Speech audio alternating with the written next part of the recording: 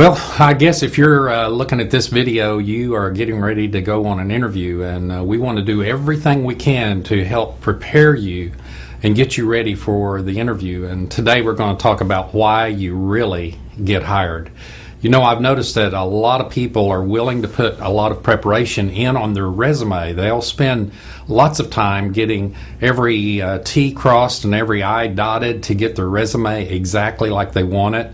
They'll spend big dollars to get that done. But once they get that preparation done, they kind of quit on the interviewing process. And I'm wanting to show you today that resumes don't get you the job, interviews do. And so we're going to spend a little bit of time talking about why you really get hired. You go to your company that you're interviewing with, to their website.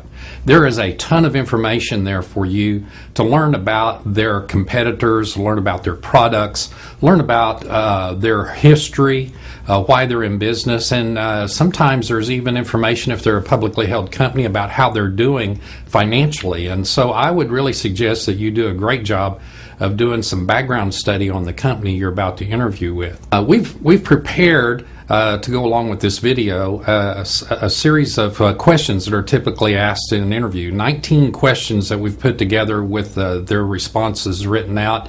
And so one of the things I would like to suggest is that you do a lot of role playing with those questions, working around how to get those words to be your words and not our words, not the words that we wrote in the response, but how you would want to respond to those questions using your words. I want to kind of give you an analogy of how an interview works. You might call it very much like courtship, and in this case maybe more like speed dating. But a company wants to get to know you very quickly, and the interview process is designed to help them understand and know more about you. This first interview is like a first date. And so here's what the company really wants to know about you. They want to know about your stability. Are you stable on your jobs? Have you moved around a lot, or are you somebody that they can count on to be with them for a long period of time? They want to know about your skills. Do you bring the skills that they're looking for that match the job description that you're applying for? They want to know about your success. Can you demonstrate career growth in your job history? And they want to know about your social skills. Maybe we'd call that, do you fit into their corporate culture? They just want to make sure they're getting the right person on their bus, and they're on the right seat on the bus.